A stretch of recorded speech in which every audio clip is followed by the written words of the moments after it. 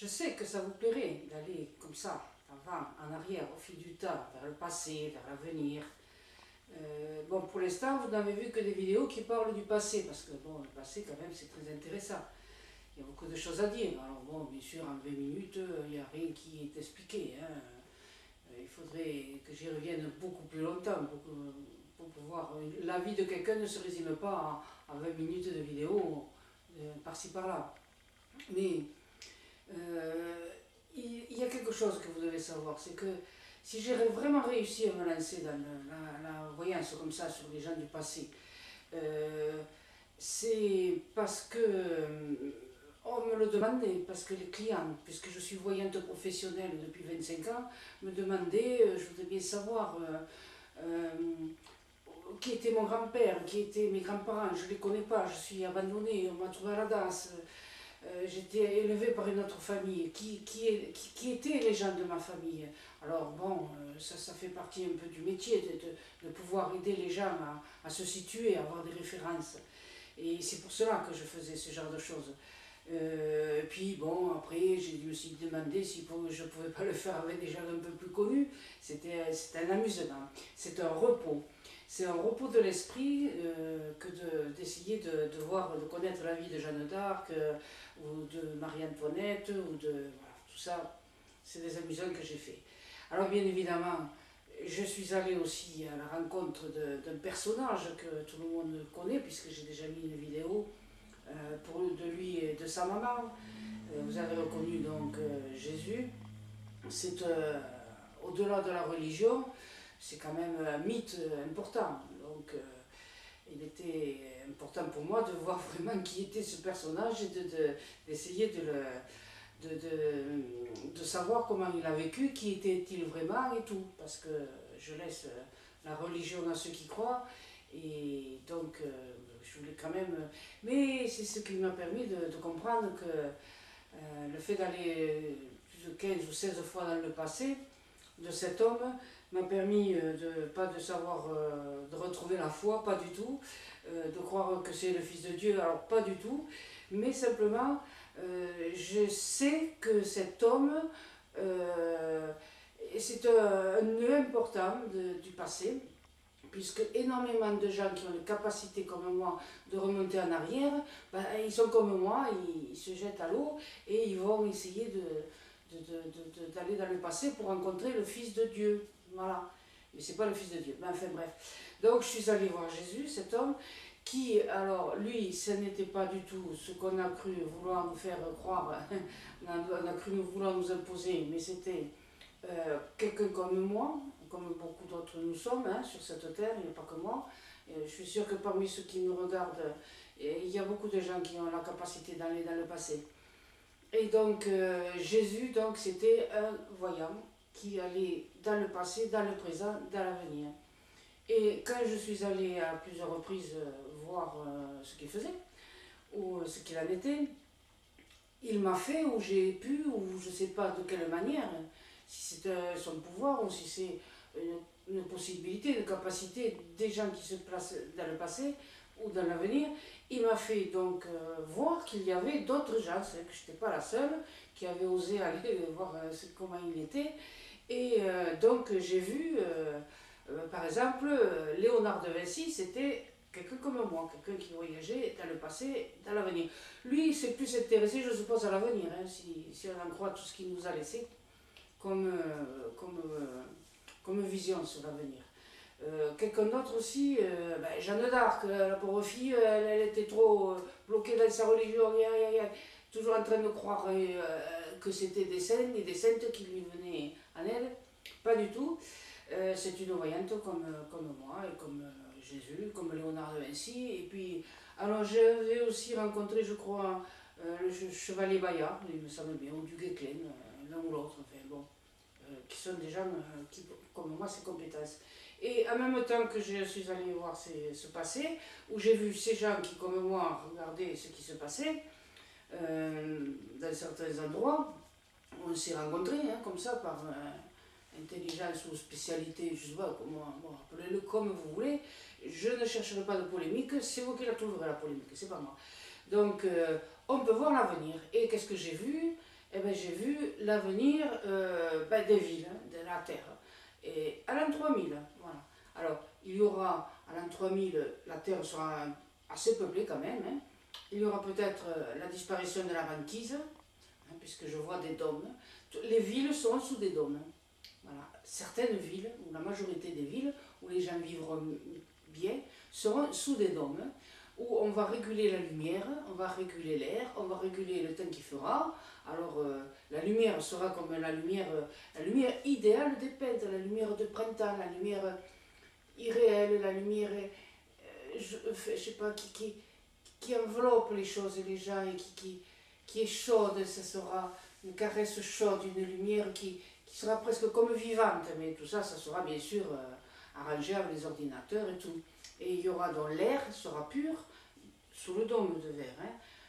On protégera les gens, les aliments et aussi, sans doute, comment ça s'appelle, les monuments, parce que je vois un dôme protecteur sur Notre-Dame de Paris. Voilà. Bah, c'est le monument que je vois. Hein, un dôme protecteur, il y aura Notre-Dame de Paris aura son dôme pour la protéger. Qui encore à Paris Qui aura-t-il encore je pense les Invalides, la Tour Eiffel, je ne sais pas.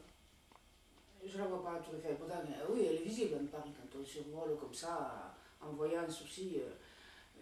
Ben, je ne sais pas. Pour l'instant, je ne l'ai pas, j'aurai peut-être ce moment. Alors, il y a aussi des villes qui sont protégées sur la terre, hein, qui sont placées. Nous sommes marchands, il y a des villes dans Soudan, il y a des villes qui sont construites dans le désert, mais là, il n'y a pas de dôme protecteur. C'est la ville elle-même qui protège les gens. Et ce sont des constructions sur 850 mètres de hauteur, je dirais. Enfin, il me semble que ce sont comme en Égypte, là, comme. Oui. Mais peut-être celles des Incas, hein, elles sont arasées, il n'y a pas le pointu là, non, non. Voilà. Et donc, 850 mètres de hauteur, alors il y en a qui sont plus basses, qui font à peine 400 mètres. Mais et donc, étalées dans la largeur, elles font 200 mètres facile. Donc, c'est ces choses immenses comme ça. Alors, dans le désert, hein, alors, parce qu'il y a les tourbillons, il fait une chaleur, voilà, le désert dans la fournaise du désert, vous imaginez, hein, c'est les pyramides dans la fournaise du désert, les pyramides Inca, puisque je crois qu'elles étaient coupées, les pyramides Inca. Alors, on peut aller de l'une à l'autre, je pense, hein, mais c'est plutôt des tunnels souterrains, hein, c'est pas. Non. Des tunnels souterrains qui vont rejoindre les pyramides. Alors, il y a la plus petite qui font 400 mètres, je vous ai dit, de hauteur, donc qui font 850. Bon.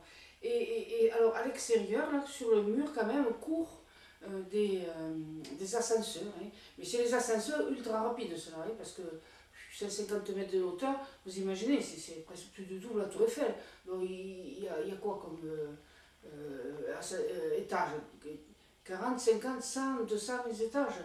Et donc, pour pouvoir passer d'un étage, mettons 1 à 400, il faut aller vite. Hein. Donc, ce sont des sortes d'excroissance à l'extérieur. Et à l'intérieur, il y a des plateformes entières où on peut mettre une centaine de personnes. Imaginez des ascenseurs, mais plutôt des plateformes qui montent sans arrêt. Voilà. Qui passent d'un étage à l'autre sans arrêt, en permanence, ça ne s'arrête pas. Et les gens, eh bien, ils s'approchent, ils rentrent. Il n'y a pas de porte, hein. Chacun rentre comme ça. Et des familles entières, des enfants, des écoliers, des classes entières rentrent là et changent des niveaux comme ça. Et les gens se placent d'un niveau à l'autre grâce à ces ascenseurs.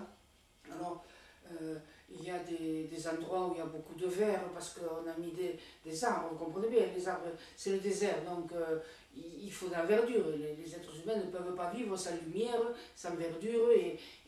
Bon. Donc il y a des oasis entiers comme ça, dans des endroits de ces cubes-là, de ces pyramides tronquées, et on y voit des oasis des bois, et il y a des bois, il y a des lianes, il y a un peu toute une sorte de jungle, il y a des hêtres, il y a des chênes pour la forêt française, il y a des lianes, enfin, tous les végétaux sont représentés. On entend les oiseaux, on les voit aussi, il y a des oiseaux, à la limite il y a des oiseaux. Hein. Les oiseaux, c'est des espaces immenses comme ça, c'est comme si on allait dans un parc, visiter un parc, et on se trouve avec l'eau qui murmure, les fontaines, des oiseaux, ça chante, ça pépille, si vous voulez. On entend des bruits, des sonorités différentes selon les niveaux dans lesquels on se trouve. Bon, il n'y a pas de niveau plus intéressant que l'autre, où on paiera plus cher le loyer ou l'appartement. Hein. Je ne sais pas s'il y a des locataires ou des propriétaires, mais il n'y a pas le premier niveau, le 30e, le 60e. Ils sont tous au même niveau parce qu'ils sont tous égaux en confort, en beauté, en facilité d'utilisation. Et les gens, bon, c'est surtout monsieur, madame et un enfant ou deux, garçon, fille. Ils sont tous très grands, immenses. Ils sont habillés avec des vêtements synthétiques. Ils sont pas.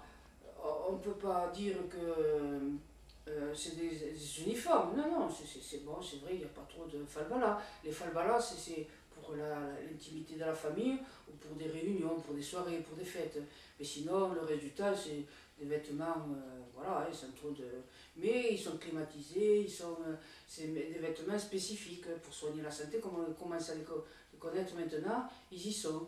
Donc, alors, on n'a pas besoin de se transporter avec un caméscope, pour écouter la musique et tout ça. Hein. Non, non, non. Il y a un seul produit qui fait tout.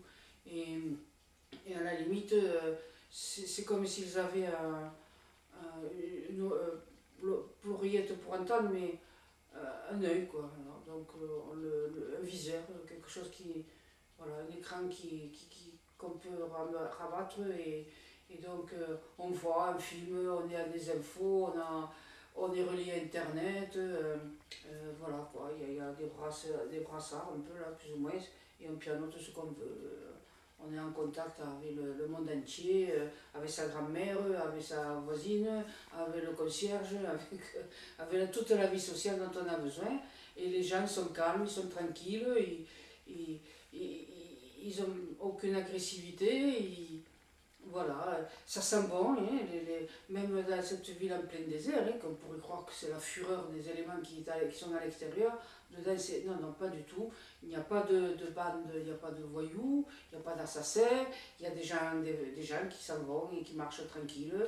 Ils sont grands, minces, ils sont beaux, ils sont bon, de toutes les couleurs de cheveux et de peau, il ne faut pas croire, ça n'a pas disparu ça.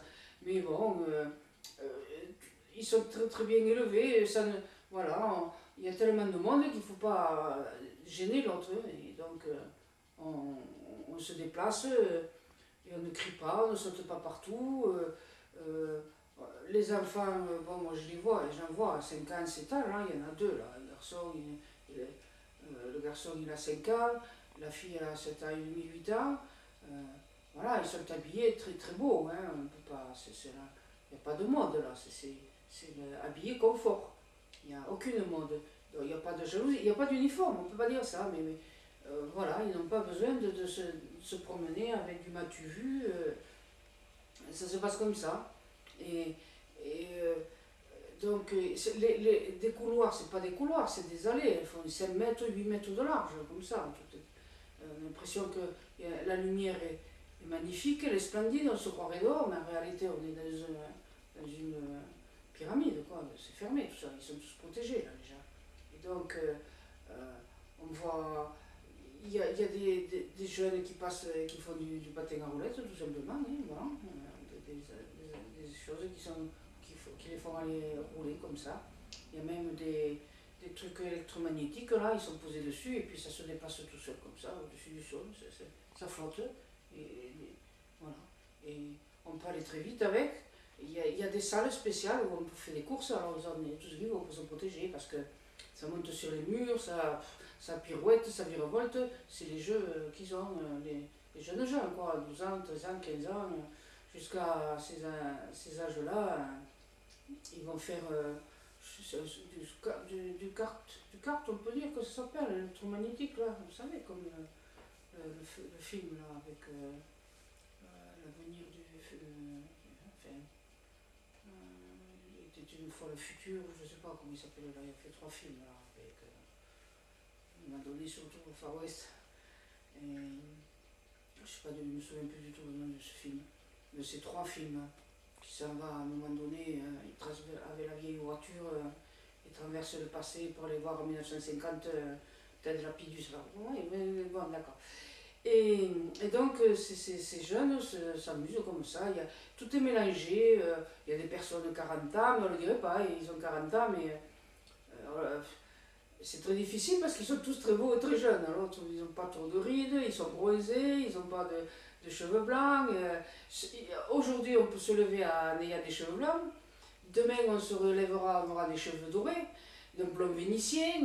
On se choisit les vêtements, la couleur qui change comme on veut. Et ils sont dorés, voilà, les vêtements, la couleur, elle change. On décide soi-même la couleur du vêtement qu'on aura aujourd'hui et on s'habille comme on veut, on met un pantalon, on met une veste, on met une robe, on met une jupe, on met des bretelles, on met pas de bretelles, on met ce qu'on veut de la couleur qu'on a décidé. C'est toujours la même chose. Et clic, clac, clac, clac, rouge, clic, clac, clac, jaune. Et voilà. Et puis, et on s'habille comme ça. Et partout, dans toutes les pièces de la maison, pratiquement, il n'y a pas tellement de meubles que ça, parce que les meubles, on peut les rentrer dans les murs. Donc, on n'est pas gêné, on ne peut pas tomber, on ne peut pas se faire mal, on ne peut pas se cogner. On sort le lit, on sort la cuisine. Alors, oui, si, il y a de la cuisine encore. Les gens, ils se mettent à table, hein. Non, ils aiment manger encore. Hein. Alors, c'est des cuisines, on se croirait dans un vaisseau spatial d'aujourd'hui. C'est inimaginable, quoi. C'est tout à l'induction, c'est tout... les plats, ils flottent au-dessus des plans de cuisine, quoi. Et voilà. Et la cuisine, elle rentre et elle sort du mur. Les pièces sont modulables. On peut dire que les gens, ils ont à peu près, je sais pas, il va avoir une surface chacun entre 40 et 100 mètres carrés. Ça dépend du nombre de personnes. Ils ont droit à un peu plus de mètres carrés s'il y a un peu plus de gens dans la famille. Et voilà, donc ça s'agrandit au fur et à mesure du nombre de personnes. Et les gens, ils choisissent instantanément, ils ont les couleurs qu'ils veulent, les meubles qu'ils veulent. Et voilà, et je vous rappelle, on est à l'an 3000, hein, donc ça c'est les cités du désert, appelons ça les cités du désert. Parce qu'après il y a les tomes de verre. Alors là, c'est plus du tout des constructions, hein, ce sont des maisons à part comme ça. Hein, c'est comme si je vous parlais des maisons de vacances, quoi, les maisons où les gens ils vont passer leurs vacances après avoir quitté la cité du désert. Ils s'en vont, je sais pas ce qu'ils... Bon, on n'a pas encore vu, on verra peut-être. Mais là, je suis uniquement dans les cités. Désolée, c'est terminé.